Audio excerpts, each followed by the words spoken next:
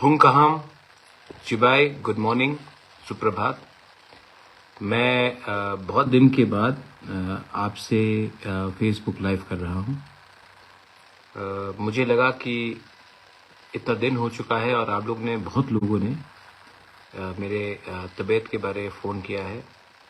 जैसे आप देख सकते हैं कि मेरा तबीयत पहले से बहुत कमज़ोरी है, मेरा वज़न भी बहुत घटा है, वेट लॉस हुआ है।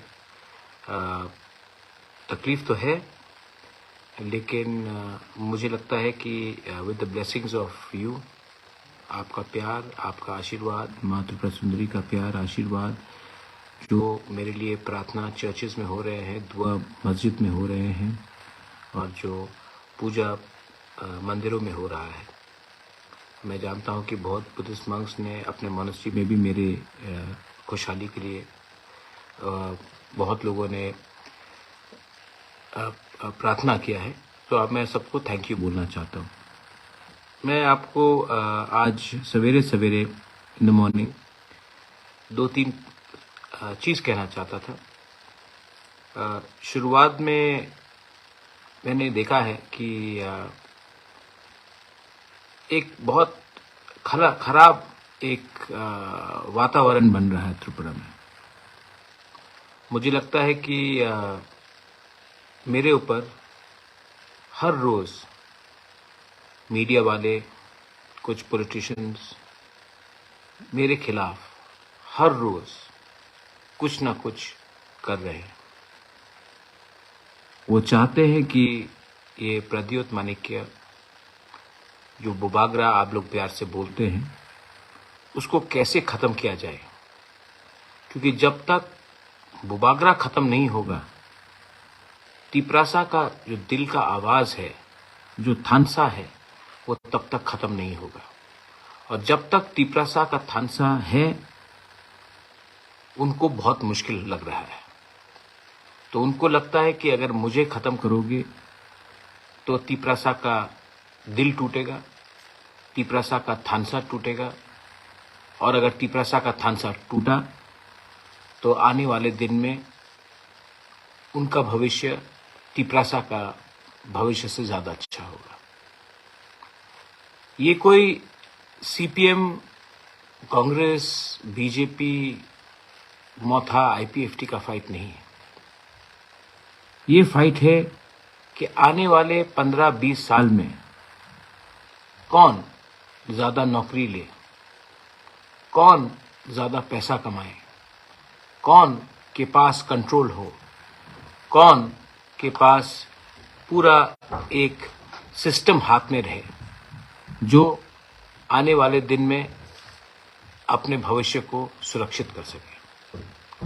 अगर बुबागरा रहा तो ये पावर तिप्रासा के हाथ में रहेगा। अगर बुबागरा नहीं रहा तो ये लोग मैनिपुलेट कर सकते हैं। इसी के लिए ये गेम प्लान चला जा रहा है, क्योंकि मैंने देखा है कि त्रिपुरा में इनको स्ट्रांग लीडर नहीं चाहिए। त्रिपुरा में इनको एक ऐसा लीडर चाहिए जो हाँ में हाँ बताए, मिलाए। त्रिपुरा में इनको ऐसा लीडर चाहिए, जब सीबीएसई का एग्ज़ाम्स हो रहा हो और हमें बोला जाएगा कि बांग्ला में लिखो, तो जनजाति मोर्चा चुप रहेगा।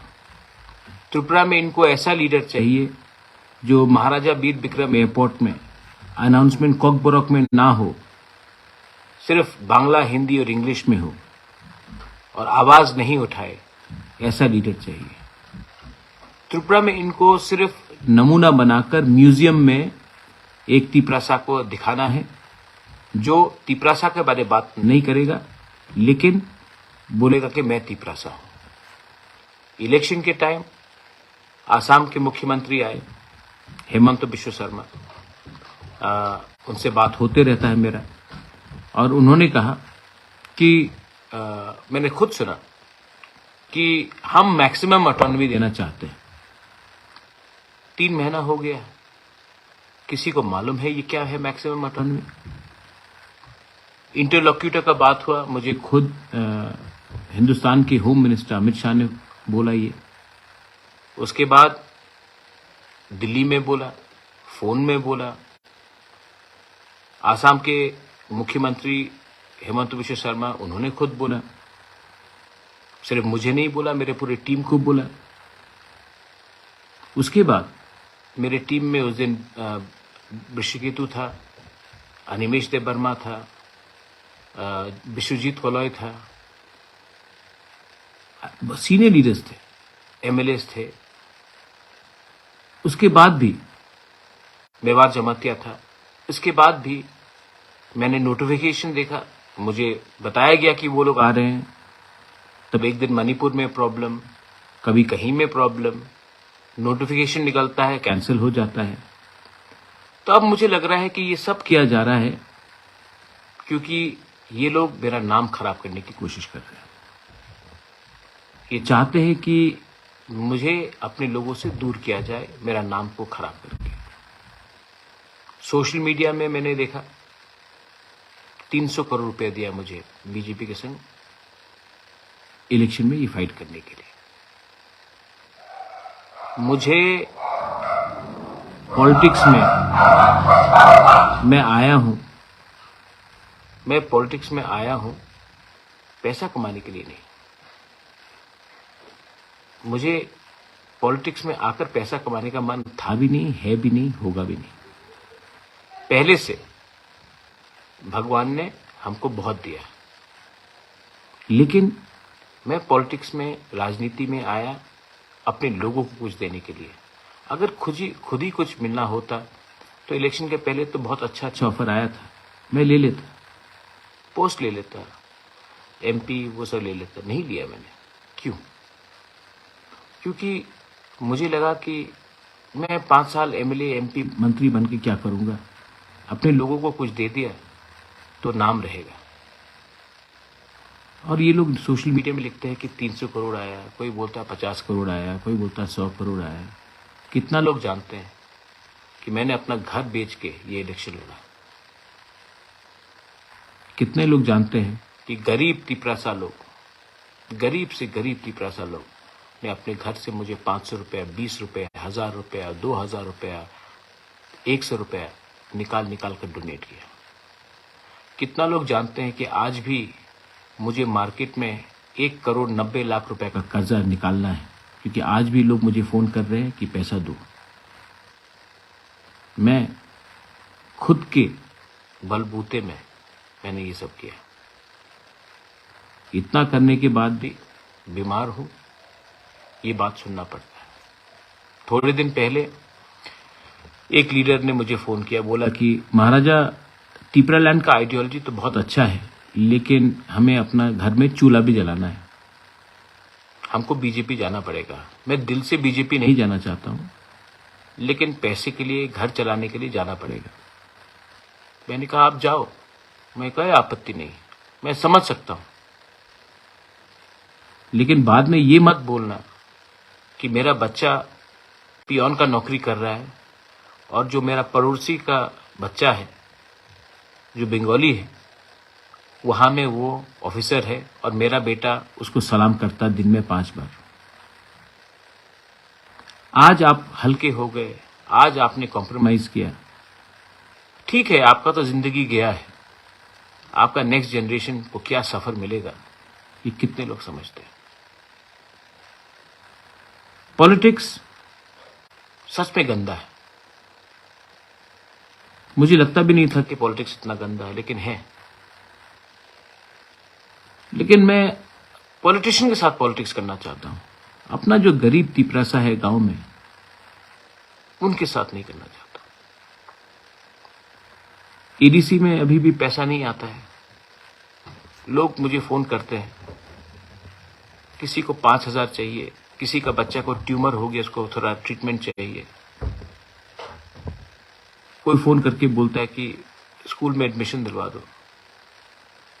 एडीसी के पास पैसा नहीं, मैं अपने पॉकेट से करता हूं। कब तक करूंगा? कब तक करूंगा? क्या एडीसी को वोटिंग से डेमोक्रेटिकली त्रिपुरा की जनता ने नहीं चुना?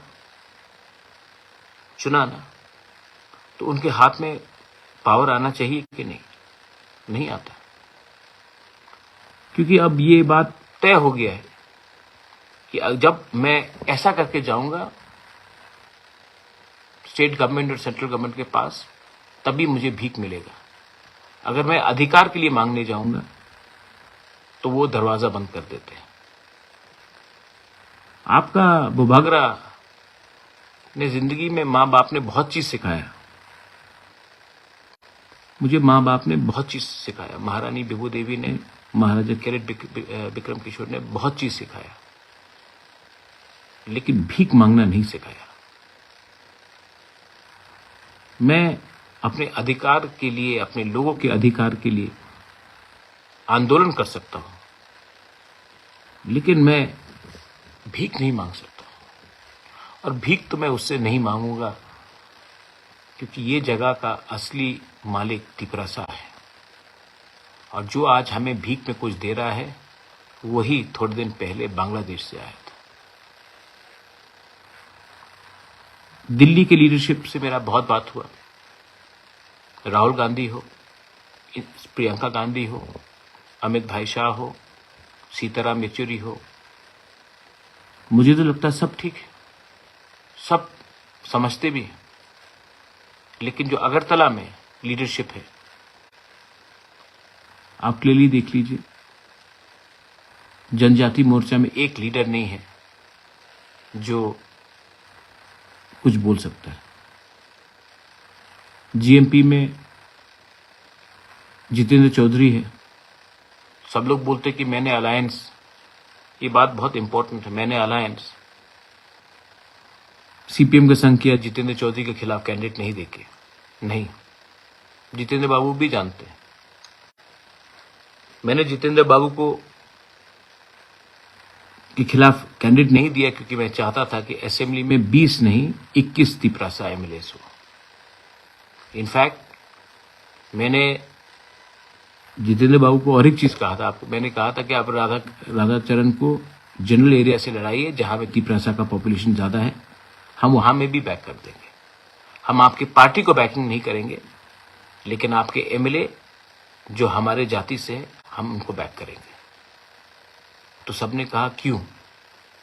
तो मैंने कहा शिवसेना तो एनडीए में था। जब प्रतिभा पाटिल कांग्रेस का राष्ट्रपति का उसका जब नाम आया, तो बाला साहब ठाकरे ने कहा पार्टी का ऐसी के तैसी, प्रतिभा पाटिल महाराष्ट्रन है, मैं मराठी मानुस हूं, मैं सपोर्ट करूंगा। किसी ने तो उसको नहीं बोला कि ये अलायंस कर रहा है, ये कम्युनल है। जब प्रणब मुखर्जी का नाम आया एज प्रेसिडेंट, ममता बनर्जी उस समय कांग्रेस के खिलाफ लड़ रही थी, एकदम नहीं थे। लेकिन ममता बनर्जी ने क्या बोला कि प्रणब बाबू আমার বাঙালি মানুষ, আমি ওনার সমর্থন করব। আমি জানি না কি উনি কংগ্রেস আছে নাকি আলাদা দল, আমার সমর্থন ওনার সঙ্গে থাকবে। और ममता बनर्जी टीएमसी ने प्रणब मुखर्जी को सपोर्ट किया। किसी ने कहा कि वो बंगाली पॉलिटिक्स कर रहा था, नहीं, वो अपने कम्युनिटी के लिए, अपने रीजन के लिए, अपने गर्व के लिए बात कर रहा था। तो मैंने यही चीज जितेंद्र बाबू के साथ की। आज मैंने देखा है कि मेरे ऊपर भी वहीं से अटैक आता है। मैं क्या सोच के त्रिपुरा में अपने लोगों को हेल्प करना चाहता हूं और लोग क्या सोचते हैं।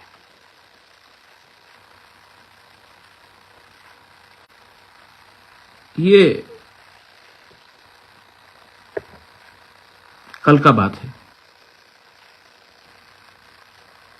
बीजेपी का स्टेट प्लेनरी मीटिंग हुआ।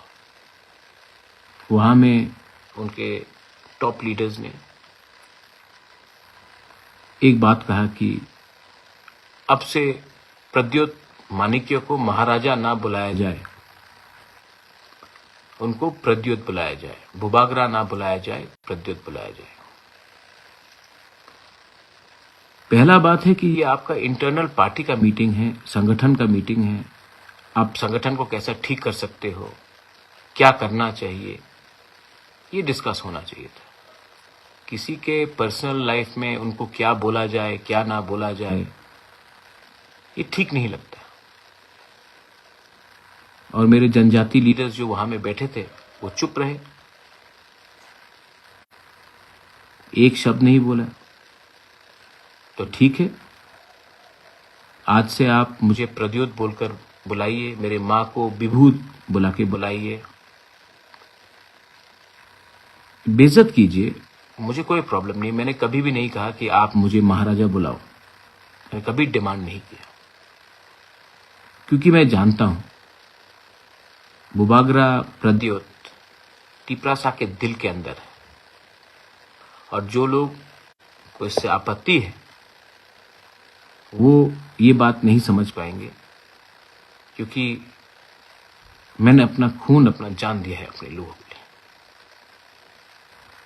बेइज्जती आप कितने बार करोगे? आपने राज्य का बेइज्जती किया, आपने हमारा माता त्रिपुरा सुंदरी मंदिर को तोड़ दिया, वो बेइज्जती हुआ। उजैंता पैलेस के सामने सेल्फी पॉइंट लगा दिया। उजैंता पैलेस के सामने में एक महाराजा का स्टैचू नहीं है। अस्तबल को हटाकर विवेकानंद कर दिया। नीर महल ले लिया। आज सीबीएसई एग्जाम्स में हमारा यंग जनरेशन को एग्जाम लिखना है तो आप लोग बोलते हैं कि बांग्ला में ही लिख तो हवे। थोड़ा सीखना चाहिए आपको। एक व्यक्ति को आप पुश करते करते करते करते करते ऐसा जगह में पहुंच जाओगे जब वो और पीछे जा नहीं सकेगा, तब वो फाइट बैक करेगा।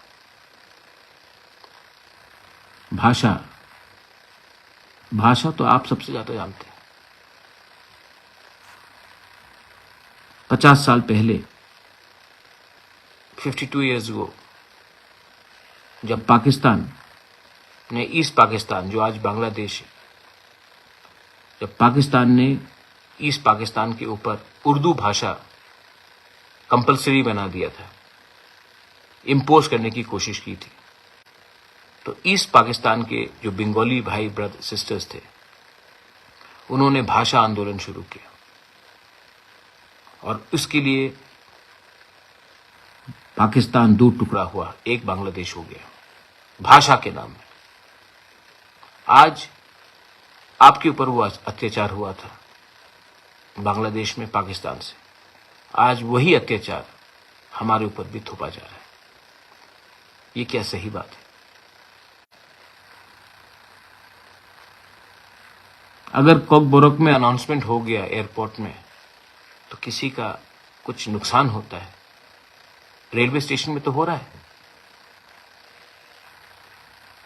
तो ये सब बात है, कोई हठात से नहीं उठता। इंटरव्यूलेटर आएगा, बात होगा।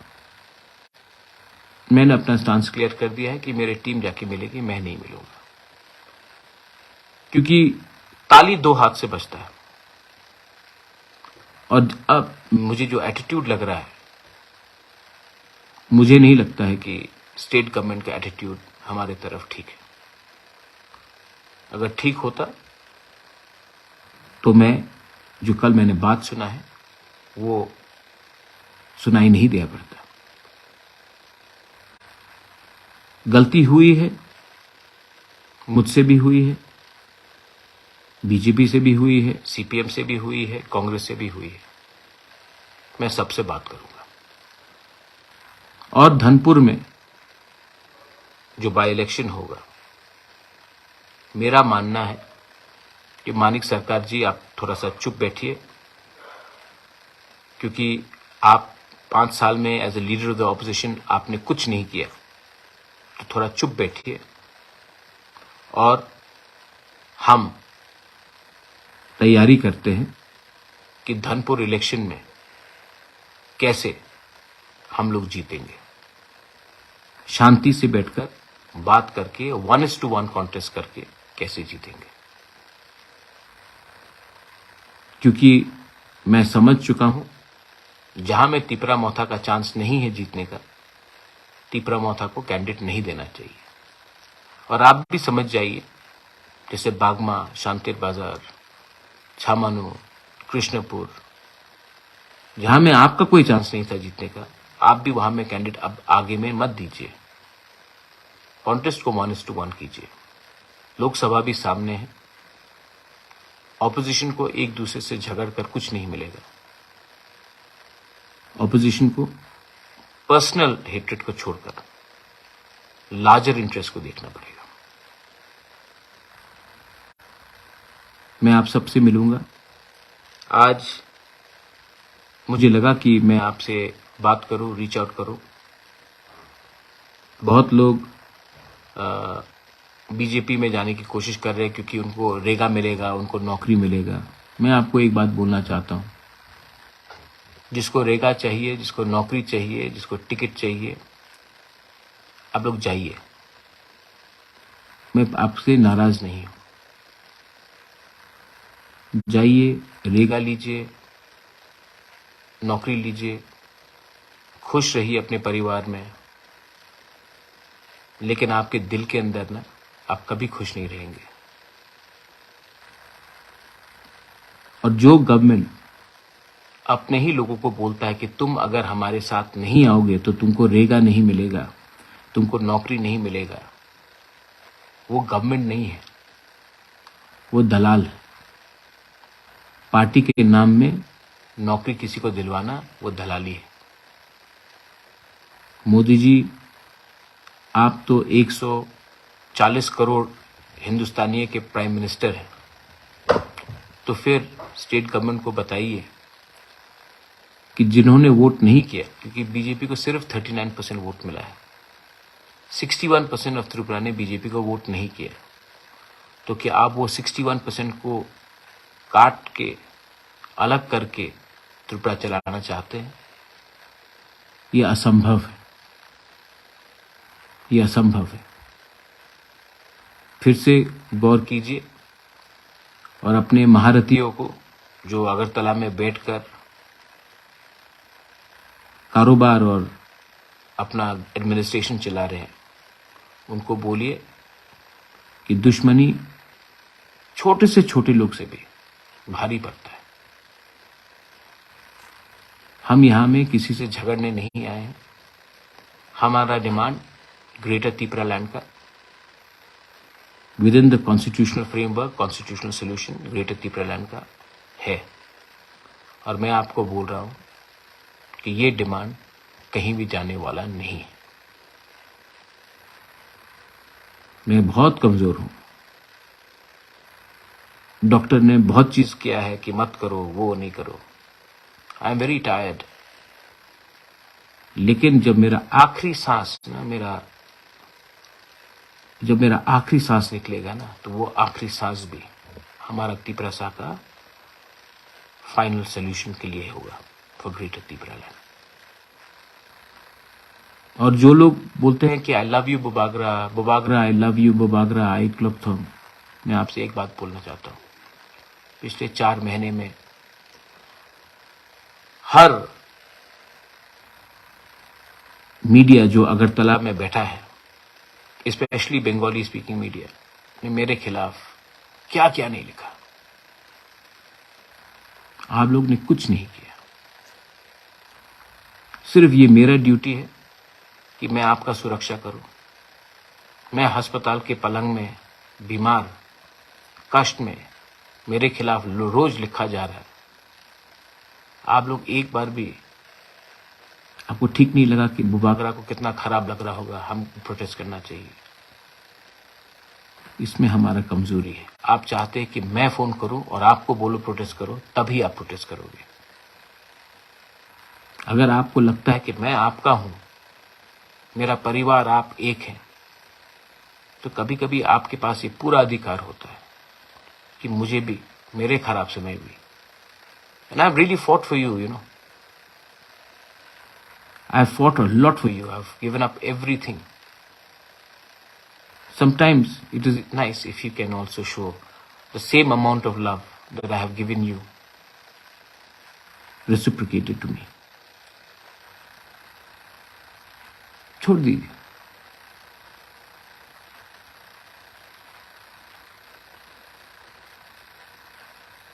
आज दिल से मैंने बात किया। टाइगर जिंदा है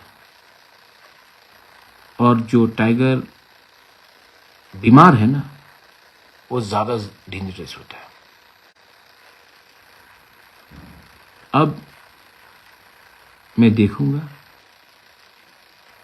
हमारे पास धनपुर का चांस है और लोकसभा का चांस है, और लोकसभा में तो एक ऐसा आदमी को भेजना है जो पार्लियामेंट को हिला दे। एक ऐसा आदमी को भेजना है जो पूरा लोकसभा देखी कि ये आदमी कहां से आया है कि इतना जानता है, क्योंकि मैं तो इस बार अब सब चीज दांवपेच में लगा दूंगा। हमारे लोगों को किसी ने नहीं सुना। टाइम तो आया है। आप लोग जो भी करो, बीजेपी, सीपीएम, कांग्रेस, जो भी करो, हमको कोई आपत्ति नहीं, लेकिन तिपरासा लोग, टाइम तो आया है कि सही बात उठाना पड़ेगा। टाइम तो आया है कि आज भी बॉर्डर के उस पार से कितने लोग आ रहे हैं त्रिपुरा में और 2-2 दिन के अंदर उनको राशन कार्ड मिला जा रहा है। टाइम तो आ गया है बोलने के लिए कि आपके पास पुलिस फोर्स है, लेकिन ड्रग्स तभी भी अंदर आते रहता है त्रिपुरा में। टाइम तो आ गया है कि इलेक्शन जीतने के लिए तिपरासा एरियाज में, एसटी सीट्स में किन लोगों को सेटल किया जा रहा है। ये सब बात आप लोग जानते हैं और अब मैं चुप नहीं बैठूंगा, लेकिन इस आंदोलन में आपको मेरा साथ देना पड़ेगा। I love all of you all. You been so nice to me. I love all of you all. To all my mothers and sisters, to all my warriors, to everyone. And I even love those who don't like me, जो मेरे Facebook में आके बोलता है interlocutor कहाँ गया, interlocutor कहाँ गया, इंटरलोकेटर कहाँ गया। ये सवाल आप जाके जिस दिन आ गया तो आप क्या करेंगे? आप ट्राइबल का मजाक उड़ाते हैं। आपको लगता है आप मेरा मजाक उड़ा रहे हैं, आप ट्राइबल का मजाक उड़ा रहे हैं, और आपको भी जवाब मिलेगा, क्योंकि आप लोग ने हमारे खराब समय में, हमारे दर्द में मलहम नहीं लगाया, आपने नून मसला है। जख्म तो है, लेकिन उस जख्म का जवाब हम फेसबुक में नहीं देंगे। उस चोट जो आपने हमें बेइज्जत किया है, वो हम ट्विटर में नहीं देंगे। उसका जवाब आपको आपके घर के सामने मिलेगा। तब आपको मालूम पड़ेगा कि एक तिपरासा को बेइज्जत करके उसी के जगह में, उसी के में, उसी के राज्य में आपको क्या मिला। बेलाई बेलाई नो हम भाई, God bless you and we will win.